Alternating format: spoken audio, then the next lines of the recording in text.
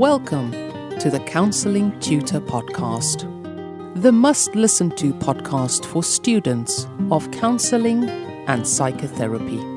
Here are your hosts, Rory Lees-Oakes and Ken Kelly. Hi, I'm Rory, and on the opposite side of the studio glass is Ken. How are you doing, Ken? Well, glad to be here, Rory. This is episode 150 of the Counselling Tutor Podcast. We have 3 topics that we're going to be covering in this episode, starting off with a student-related topic, stepping on to the next level. What's it like going from a level 3 to a level 4? We're going to be kind of looking into that. And then we're going to check in with our very good friends at CPCAB, where, Rory, you had a chat with Kelly Budd of something that I guess is quite topical at the time of the recording of this, and that is preparing for those pesky exams. Yes, I met up with Kelly and spoke about some useful tips and hints about preparing for exams to reduce that kind of exam stress that is always going around this time of year, or at the time when exams are taken, Ken. Looking forward to that one. And then we end episode 150 with something rather special indeed. It is an interview with Professor Windy Dryden, a man who has written many books. I remember reading some of his books during my counselling studies, and this is on single session therapy. I know we ran an actual lecture with Windy Dryden that was very, very well attended, and the comments that have come in, the feedback has just been so very positive. So many people got so much from that. So that's kind of how we will end today's episode. But starting off with stepping onto that next level, I guess at the time of us recording this, it's many students are maybe considering progression on their course. They might be going from a level 2 to a level 3, or a level 3 to a level 4. And what's it like, that next level, Rory? Well, that's the question we're going to try to shed some light on. And it's a question that's been asked a lot in our Facebook group. And if you're not a member of our Facebook group, go to Facebook, type in Counselling Tutor. We're a closed group. Knock on the door. We're going to let you in, and you're going to meet thousands of like-minded people, students who are studying counselling and psychotherapy, some qualified colleagues, and also a soupçon, a smattering of tutors and supervisors, all talking about the world of counselling and psychotherapy. But it is a question that comes up a lot. What is the difference between, going from, say, level 3 to level 4? Well, the first thing I would say is that with level 4, it's usually a 2-year course. So we're talking about UK qualifications here. Apologies if you're listening in a different part of the world. But in the UK, the diploma course is 2 years. So the first thing I guess you've got to consider is, can you commit for 2 years? Because that is a lot of time out of someone's life.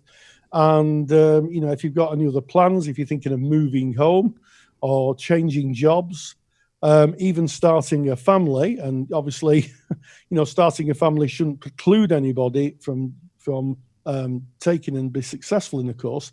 However, it is a consideration because it means that some things change.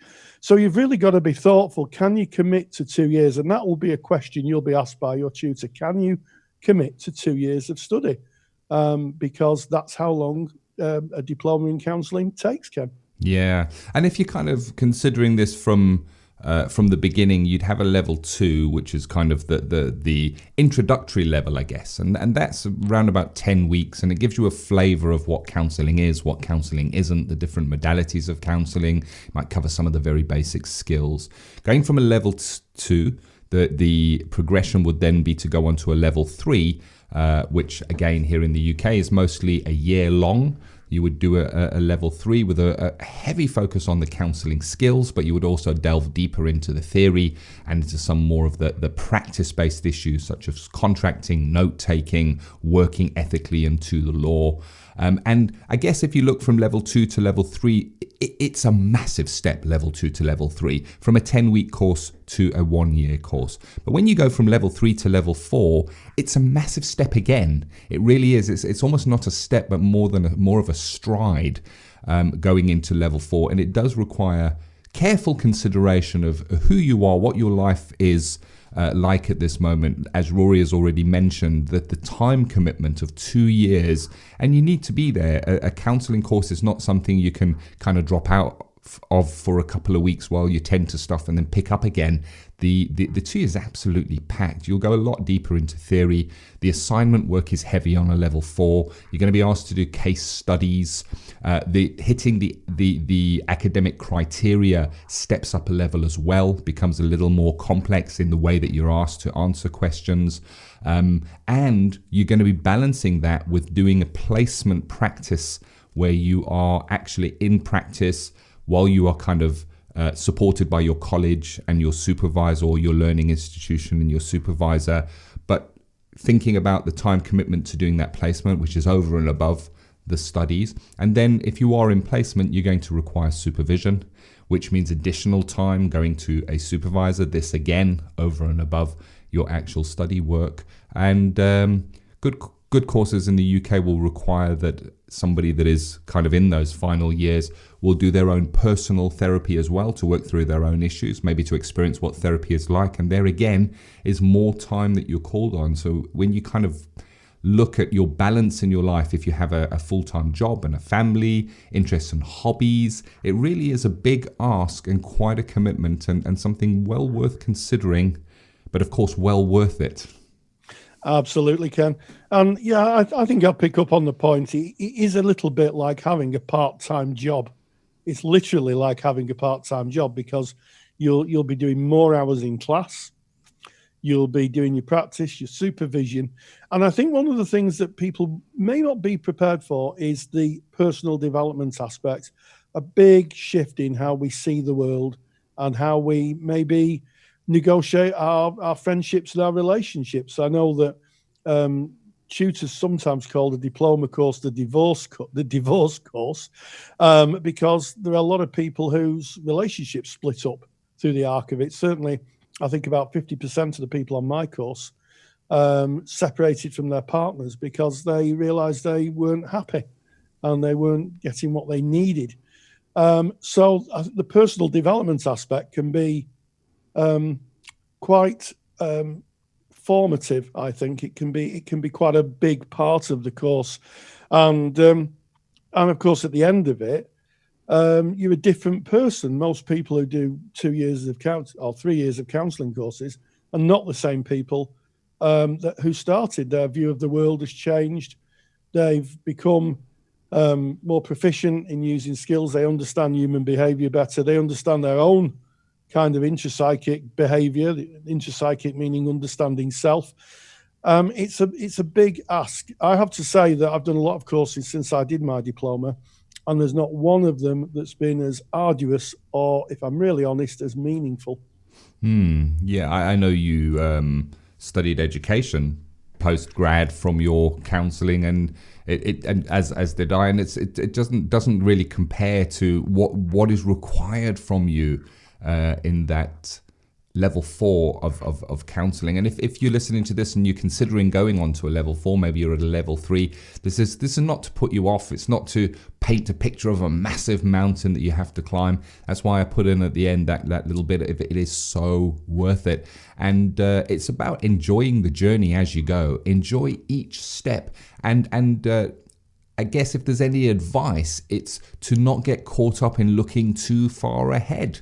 It's to concentrate on the steps that you're taking right now. Look down at your feet rather than 2 years ahead at a certificate that would say that you are a counsellor, because on that journey it is so enriching, it is so rewarding, it is so challenging.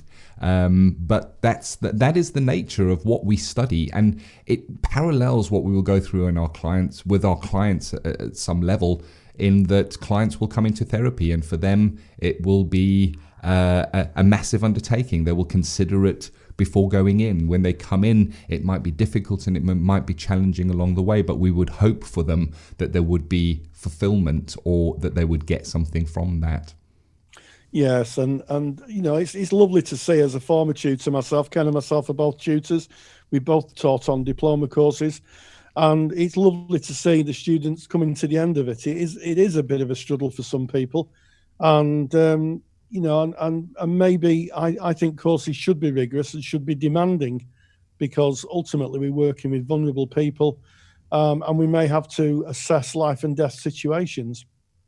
It doesn't happen all the time, but it can happen. So yes, and also it teaches a very valuable life lesson to live in the here and now. Not to invest too much in the past or invest too much in the future, to live in the here and now and make our decisions in the here and now. So if you are going to do the diploma, or indeed maybe going on to do a 2-year course at a university, you may be doing a degree or a master's degree, be prepared for what is going to be a interesting trek up a hill. But when you get to the top, I have to tell you, the view is beautiful. I like that analogy, Rory. I can almost see that view from here. And Rory and I, we kind of really understand this, as Rory said, from being tutors together. But we also have created a library of resources for students on this very journey that kind of spans from level 2 right through to master's degree, where Rory has created academically rigorous lectures that kind of link in to the very topics that you'll be studying along that journey, whether it be level 2, level 3, level 4 or beyond. So if you're interested in our counselling study resource, over 40,000 students have used our resources to kind of hit their learning goals, then you can check more of that by going to our website, which is counsellingtutor.com. All the information is right there, and just click on the Counselling Study Resources tab, and there's a little video that'll tell you about it and a page that will describe that in detail, and you can see if that's for you. But I guess part of that progression is getting through your exams, Rory. It's true, Ken, yes. And you spoke to Kelly Budd at CPCAB, that's our friendly awarding body, and kind of give us a smattering of what we can expect on getting through these exams. Yeah, well, before I touch on Kelly Budd's observations on exams, just to remind everyone, I've made a handout for the next level. If you go to 150, if you go to counsellingtutor.com, which is our mother website, click on the podcast tab, look for episode 150, and you'll be able to download that handout. Handout moving up to the next level checklist gives you just some observations of what you might have to consider if you're thinking of moving up to the next level. And so from the beginning of a counselling journey to coming to the end of one, as we check in with Kelly Budd. Yeah. And Kelly tells us a little bit about preparing for exams. It's something that we get asked a lot about in the Facebook group and in the mailbag. And Kelly just outlines some very practical things that you can do to prepare for exams that might just take the pressure off a bit. Oh, I like pressure that gets taken off. Let's check in with CPCAB. Check in with CPCAB. And we're joined by Kelly Budd from CPCAB, and she's going to be talking about preparing for exams. It's about this time of year that people may be doing some exam preparation. So what advice or observations would you have for those who are preparing for exams, Kelly? Hi, Rory. Well, I think it's one of those really difficult areas where students, often if they're really good in class and they're very, very competent at what they're doing, sometimes the exam can be the thing that makes people really fearful or give them a wobble. And I think often people harken back to kind of school time and kind of the fear of going into an exam hall. But we do think there's quite a few things that people can do to kind of try and offset or at least prepare themselves for going into an exam room and kind of trying to really demonstrate and show off what it is that they can do. So that was what we thought we'd talk about today. Yes, and I think you've already hit on something quite pertinent. Not that I mentioned transference a lot in the podcast, but transference, that idea that we may be accessing the feelings from being school children and being different people going into exams, that can have a big effect, can't it? Yeah, I think it can. And I think at CPCAB, one of the things that we try to do as much as we can is to design the exams. We call it an external assessment because it's marked by someone external to your tutor, but an exam, essentially. We try to design our exams so that they feel as different as they possibly can to the sort of ones you might have done in school. So they're very rarely a great big detailed long quiz of questions that doesn't have any kind of variety to it. So with us, sometimes you're watching a DVD and answering questions about that, or you're doing a simulated counselling practice and you've got to show your skills, and then you get given a few questions around your own practice. So we try and style them so that it breaks down some of that potential transference, so that it doesn't feel, so it feels very different to exams they might have experienced in the past. Yes, and I think the other thing that sometimes confuses people is that the exam only asks of you what you've been taught in the course. You're not going to be asked things that you're not being taught, really, are you? Yeah, absolutely. I think that would be my first kind of number one tip for students. We as an awarding body, we can only ask you questions that relate directly to the learning outcomes and the assessment criteria in your candidate guide. So if it's not in there, we can't ask it of you, and you will have been taught all of that by the time you get to your exam. So essentially you are your best resource because you've been there in the class, you've been learning it all. And if you want a kind of really good starting point for revision, look through your assessment criteria from top to bottom and think, am I confident in every single one of these? And if any ones stand out to you where you think, oh, I was maybe off that day, or I don't really think I got my head around that, start there with your revision. Because if you've got a weak part in there, you don't want that to be the thing that comes up in the exam. Make sure that you think you've got at least a balanced understanding of all of them. Yes, and of course, if you don't know, ask your tutor, check with peers. Obviously you can ask questions in our Facebook group and there'll be lots of people there to support you. But if you're not sure, ask. I think that's one of the biggest stumbling blocks for people. They're afraid to ask, they don't ask, and then come the exam, they don't know, and then that just leads on to not passing. So ask. The other thing is, you talk about guidance. So there is guidance issued by CPCAB and a lot of other exam providers. What does the guidance look like, Kelly? Well, one of the kind of big pieces of guidance that we send out is there's a candidate guide to the exam for the level 4, which is quite a chunky booklet. And I firmly believe if candidates read that, they know exactly what every aspect of the exam is going to look and feel like and what sort of areas they're going to need to study.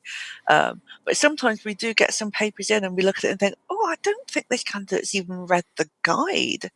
But it's available on the website. Your tutor should be able to provide it to you as well. And it will explain, so with the level 4, for example, what is required in your recording. And then it will explain what areas each one of the questions in the paper can be focused on. So they should really feel familiar with it by the time they go in, because we don't want them to have a surprise when they walk into the exam room at the end of the day. We want them to feel confident. We're genuinely not trying to catch people out. No, and that's sometimes some irrational thinking, isn't it? That somehow the exam body or the awarding body is somehow trying to trip people up. That's not the case, is it? That's not the case at all. Oh, we want people to be proficient. We absolutely do. There'd be no point in us coming in the morning and thinking, oh, how can we catch out this group of students? We really do want them to be as well informed as they can possibly be going in. So that nails that urban myth. We've got rid of that urban myth. Now, I think one of the useful tools that students can really draw on, of course, is the mock exam, isn't it? Yes, every centre should be running a mock exam a good period of time before the students sit the actual exam. Under the same conditions, we issue a mock paper for every one of our levels that has an examination. So they should be able to really feel and understand what it's like to be in that room, and then have the opportunity afterwards to debrief, whether it's in the next session or at the same time, and really talk through, get feedback on the answers that they wrote down, and kind of live the experience and test out how their nerves are while they're in there. So basically so that they can be as well prepared as possible. Some centres will even do their own mini mock and then another mini mock and then a proper mock exam. So centres really do also want to support students to pass. Yeah, so there's another kind of urban myth disposed of in short order, and that is that your tutors somehow don't want you to pass. And it may seem strange, but I've actually had students in the mailbag write to me and say, "I'm sure that the awarding body are out to catch me out," and that is absolutely not the case at all. In fact, it creates more work if someone doesn't pass, doesn't it? Yeah. From our point of view, the perfect scenario would be that every student is really happy going to their exam and they answer all the questions correctly and they pass. That would be our perfect day. Yes, yeah, perfect for everybody. Yeah. You don't have to reissue any paperwork. The learners get their certificates and go off into qualified life, and the tutors can breathe a sigh of relief. So it's a three-way win, isn't it? One of the things I used to say to my students when they were doing any assessment was read the question. Yeah, I can't stress this enough. I think that's the one thing where students do think we're trying to catch them out is the wording of the question. And sometimes it's just because people have rushed through their read of it, got an idea in their head of what they think the question's asking for, gone into an answer, and then gone back and looked at it afterwards and thought, oh no, that wasn't actually what it was asking for at all. And it's awful. I remember it being heartbreaking as a tutor when you'd see a student and you knew that they knew their stuff, but they'd misread the question, gone off on a tangent, and just kind of the poor exam technique of not really kind of underlining or highlighting words on the exam paper just let them down because they didn't really focus on what was being asked for. Yeah, absolutely. I used to say to my students, we used to do this thing, I used to point to the wall and say, what colour is the wall? And some people would say it's blue. Job done. And some people would say, well, it's blue, but it's got a white skirting board. No, that's not what I asked you. and we do this, and some of them would think it was quite funny. I think others got a bit kind of frustrated at me doing this, but it was just to get into the head that this isn't. We sometimes when we talk about things, we have a conversation, and a lot of the things that could be covered in a question asked in a conversation can be done conversationally because we fill the gaps in. But an exam pet, you've really got to treat the examiner like an idiot. You've got to say, yeah, you've got to pretend they don't know anything, and you're telling them, and then yeah, absolutely. The exam question will ask you one specific thing. It might have two components to it, but it's asking for something very, very specific. That's all we want you to tell us. Is your answer to exactly that question. We don't want everything you've learned about that particular topic in the entire year of your studies. We don't want you to kind of overdo it and get yourself too stressed out trying to remember everything that you know. Just answer exactly what's on the paper. No more, no less, and do that. And I think that would be my biggest piece of advice. Slow down, read the question, just answer the question. So if you're asked to name the core conditions, you would just name the core conditions. You wouldn't have to write a biopic on Carl Rogers or the people he met on his way to get his coffee. It's just that. Yeah. And again, we've had this discussion before about looking at the terminology that we use. So name is different to describe. Describe is different to evaluate or compare. So really look at the kind of the verbs that are being used in exam questions as well, because they are your really big tip in terms of what's being looked for. Yeah, and if you're not sure about the taxonomy, sometimes that's what we use in academic circles, testing the level of knowledge. So list would be at the bottom of the scale, make a list, and then evaluate and critically evaluate would be right at the top. So if you don't know what those terms are, look them up, or your tutor will tell you and give you a good idea of what that particular verb is asking of you in terms of the knowledge you need to share. Yeah, absolutely. It can be a bit nerve-wracking, can't it, Kelly, when you go into exams? It can. I remember being a student and being really nervous about going into an exam room. And I think usually what undermined me was I would be more nervous if I knew I was ill prepared. So particularly at university, I knew I'd had a long night the night before, hadn't done all my revision, walked to the exam room just feeling sick because I knew that I could have done better walking into that room. So prepare, I think, is a really good way of getting over the nerves. But find out what works for you. It's a very personal thing, anxiety. So experiment beforehand what works for you when you're in that sort of pressure situation. Might be some mindfulness, might be some breathing techniques, might just be meeting up with your classmates 10 minutes before the exam outside the college and having a giggle just to kind of break the ice, relieve some of the tension. But people are very, very different, and I think find out what is going to ease your exam nerves on the day. Maybe even do, if you know that exam nerves are a problem for you, do some work with your tutor beforehand. Get them to take you through some ways of kind of reducing that stress level for you. They want, as I said, they want you to pass. They want you to be successful. They will put in the personal work with you to try and get you through, so that you can show what you really know. Absolutely, and maybe just to remember that you're an adult now. You know, to be in an adult place with it, and not maybe bring those feelings from the past in, which sometimes happens. Yeah, and I think it is kind of remembering you've chosen this course, you've chosen to learn these areas, you want to do it for the right reasons.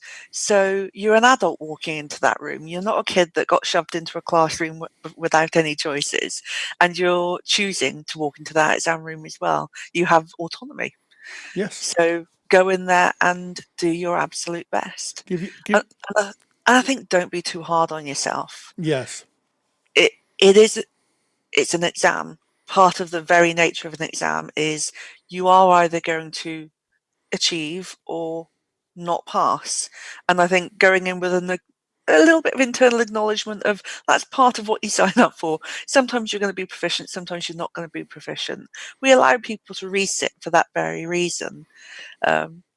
People do it with driving tests. Everyone says, oh, all the best people pass second time round. And maybe that is it. Maybe it just wasn't your time, and it's okay. Yeah. So it's perfectly fine to kind of go in there, try your best, and actually if it doesn't come off, try again. That it's about counselling. It's all about the process. You'll learn by failing just as much as you would learn by passing. Absolutely, Kelly. And the very best drivers, they're the ones who passed on their third attempt, because that's when I passed a long time ago now. But yes, very, very wise words. And as always, Kelly, thank you so much for joining us. Check-in with CPCAB is proudly sponsored by CPCAB, the only awarding body run by counsellors for counsellors. To learn more about CPCAB qualifications and to get more detailed information on today's podcast topic, visit cpcab.co.uk. Well, fantastic words of wisdom there from Kelly, and I'm sure that I would have been grateful of that when I was at school. to prepare me for the exams that I never took. So really useful observations. And for anybody out there who is taking exams, I know at the time of recording it's quite a difficult situation with the lockdown we find ourselves in. But I think those observations are really universal, Ken. Indeed. And moving now on to our last topic, into Practice Matters. Practice Matters is where we look to our colleagues in practice and talk about things that you might come across in practice, and look at all things continuous professional development. And I think a truly special privilege to have a luminary, I like that word, Rory, I stole it from you, a luminary of counselling, which is Professor Windy Dryden, speaking about single session therapy. Now, I have to admit, single session therapy, when I first heard single session therapy, I have to admit that I thought to myself, how effective can single session therapy really be?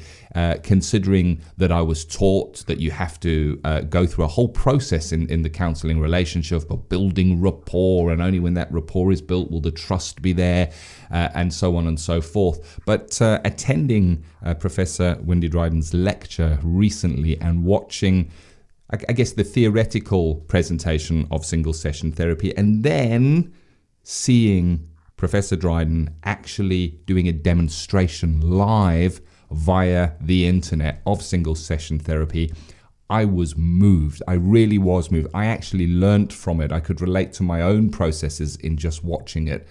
Truly remarkable, and a privilege for me to watch. Absolutely, Ken. And one doesn't like to bandy the word legend about, but I think it's a title that I think is easily attached to Windy Dryden. I think most universities have his books in their library. I've got them in my library. I read Windy Dryden when I was studying, And just to see this demonstration of therapy. So just to be clear, there was the lecture included the theoretical aspects of it, where he talked about the theory, but he did a live demonstration of the therapy as well. And it was just incredible. I don't like to kind of use hyperbole, but it was magical. It was really, really magical. How much you could do in a single session. And I agree with you, Ken. It goes against the kind of ideas that we've been taught for years, that has to be long sessions, has to be, never-ending sessions. The amount of work that can be done in one session with a particular skill set is just incredible. So let's just have a look at what Windy Dryden has to say. Let's have a listen to Windy Dryden. Definitely. We're going to dive into that practice matters. And remember, if you wanted to see Windy Dryden actually doing that demonstration, we'll give you the details of how you can access that lecture after Practice Matters. Practice Matters. And we welcome Professor Windy Dryden, who's a Matrix Professor at Goldsmiths College in London. So, Windy, thank you so much for joining us. My pleasure, Rory. And you've recently recorded a webinar for counsellors CPD on single session therapy. It was very well received. And I wonder if you could just outline what the basis of single session therapy is. I think the basis is that it's a way of trying to help a person at the point of need rather than at the point of availability, and to harness a number of factors that would encourage that process to occur. One of those factors is what we call a single session mindset that the counselor needs to adopt. The other factor is that the client also needs to really bring to the table the idea that they can be helped quickly if they work with the therapist. The therapist needs to surrender some of their ideas about the importance of ongoing counselling and relational depth. Not entirely, of course, but for the purpose of working within a single session, one at a time context. It's the idea that people can be helped briefly, and we have numerous personal examples of that. If we think about our own histories, that will be the case. And the idea that time can be used effectively, and that if we have the client in front of us now, that's all we know. We don't know if they're going to come back. So let's use the now to help them now. Yes, and it's interesting because in the lecture you kind of gave some startling research of the average number of sessions that clients had, and I think there's a lot of people who were kind of weren't aware that it's actually very low. What is the statistic, the average number that clients have? Well, but let's be clear, Roy, I'm not talking about the average, because if you go for the average, so if you, let's suppose you've got 10 clients come for one session, 9 clients come for one session, and one client comes for 100 sessions, and you try to have the average, then that will be quite high. But so the figure I was talking about is called the mode, which is the frequently occurring number within a set. And in that situation that I just spoke about, where 9 clients come for one session and one comes for over 100, then the mode, or the most frequent occurring number of sessions that clients in that group will have, is 1. And that's what we find in public and charitable organizations across the world, where the data where data are available, is that the most frequently occurring number is 1, followed by 2, followed by 3, etc. And that we're not trained to deal with that as counsellors. We're trained on the model that counselling is going to last beyond the one session. One of my colleagues has said the purpose of the first session is to have the client come back for a second session. Now, whatever you think about that, that's not a good way of going into single session counselling. The purpose of the session is to help the person in that session, hoping that then they will go away and, draw upon what they've learned and put it into practice.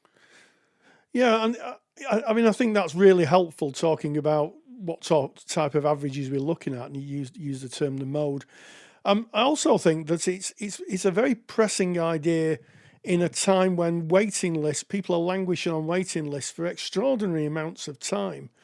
And if this was adopted, then practically speaking, waiting lists could be reduced quite dramatically if this idea was taken on, I'm guessing.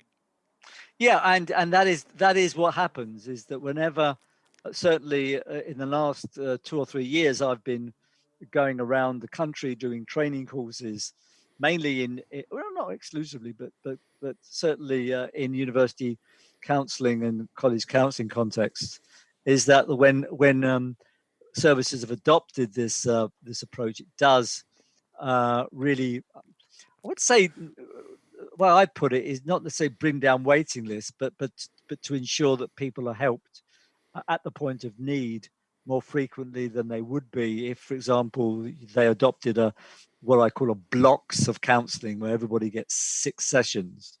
Now, blocks increase waiting lists, and single session mode of delivery does reduce it, as you were saying. Yes, and in the lecture you gave a really in-depth lecture on the theory that underpins single session therapy, but you also gave a demonstration. And what struck me was the way that you used questioning to elicit an idea and the motivation of the clients.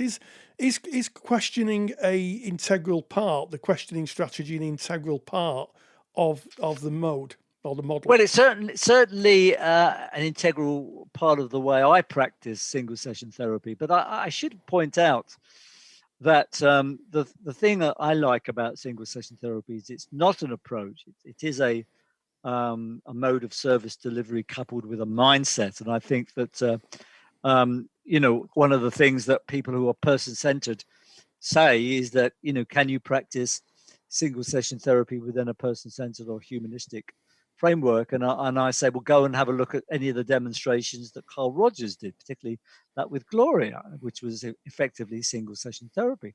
He wasn't asking any questions. So yes, it's not an integral part of the approach in general, but I would say it's probably an integral part of my particular approach under most circumstances. Yes, and it was striking for those people who watched the lecture. It would be striking to notice the questioning style really elicited responses. I would imagine there's a lot of people listening to this who would say, "What, single session therapy? Hold their hands up in horror, maybe," and because it tends to push against the kind of collective thinking of therapy. What would your response to that be? I think you're right. It is a challenging idea, but I think if you see that it is best integrated with other ways of offering counselling, other modes of counselling delivery, as it were, why should it cause horror? Because what you're saying is that let's help people when they come in for help. I mean, as I said in the lecture, how many of us have come in to help people and say, well, look, I only want to help people when they've been on a waiting list for 14 weeks. I think we all kind of generally care. And so why not help people as quickly as we can? Now, it'd be lovely if everybody who came in could have as much counselling as they wanted. And, that's fine. And I'm not against that idea, but that's, we do have to be mindful of the context in which we work, and the context at the moment means that's not going to happen, and it's not likely to happen in fact, if you think about it, the more royals, celebrities, and other figures come out and understandably, rightly say, look, it's not shameful to have a psychological problem. It's not shameful to seek help. People have come out for help. Well, who's going to see them? We're not necessarily kind of training, tremendously larger numbers of counsellors to deal with these situations. And even if we were, who's going to employ them? Yes. So I think that we do have to kind of be mindful of trying to come up with ways of helping people quickly, and while ensuring that those who need ongoing help can have it, again, integrated. So if I just might end up by saying that a lot of people are interested in training, and if I could do a little bit of advertising, Rory, just to say that anybody who's interested in training in single session therapy, if you want to write to me, care of my website, www.windydryden.com, I'm putting together a ongoing training program, and I'll be happy to add your list to my mailing list. Well, thank you very much. I will take away from this that that single session therapy may be a reaction to where we find ourselves in the current climate, with people on waiting lists and offering help to people who need it when they need it. And I'm very grateful of your time. So, Professor Windy Dryden, thank you very much. Thank you to Professor Windy Dryden. Thank you, Rory. Really interesting and well researched from the source itself. Yeah, I mean, again, another metaphor from the horse's mouth. And not saying that Professor Dryden's a horse by any stretch of the imagination, but just to hear a person who is effectively ploughing new ground. I mean, this is what we're listening to here. This is the ploughing of new ground. This is the laying down of foundations for a brand new idea, or a development of a brand new idea in therapy. And to be part of that, I think, is a real privilege, Ken. Indeed. And Professor Windy Dryden's lecture is available on our Counsellor CPD library. And if you're interested in finding out how you can join our Counsellor CPD library, all the information is easily found at counsellingtutor.com. Just go through to our website, click on Counsellor CPD. It will take you through and give you all the information you need to know about that. Basically, it is a library packed with academically rigorous lectures that have learning outcomes very similar to what you've heard Professor Dryden speaking about. It's from the top names, and we try and bring you the information that you can stream to your device rather than getting into a car, having to drive to a venue. So hopefully cutting costs for you, but still delivering the learning outcomes that you would expect to get from your continuing professional development. What an episode, Rory. Absolutely. We started off with stepping up to the next level, thinking about progression, going from level 2 to 3 or 3 to 4. And then we checked in with Kelly Budd, preparing for exams. Kelly Budd, who is, of course, at CPCAB, who gave us an overview of practical examples of preparing for exams. So useful, certainly at the time of recording, when people will be taking exams. And then we finished with an interview with Professor Windy Dryden. What wisdom there. And I, for one, thoroughly enjoyed it. And as always, stay grounded and stay safe. If you're a qualified counsellor or psychotherapist, then why not check out the Counsellor CPD Library? Stay current with your CPD requirements with over 150 hours of academically rigorous, on-demand lectures you can stream to your device. Joining Counsellor CPD will expand your skill set to create a more specialised, highly rewarding practice. For more information on the Counselor CPD library, visit counsellingtutor.com. Thank you for listening to the Counselling Tutor Podcast. Find the show notes for this episode on our website at www.counsellingtutor.com.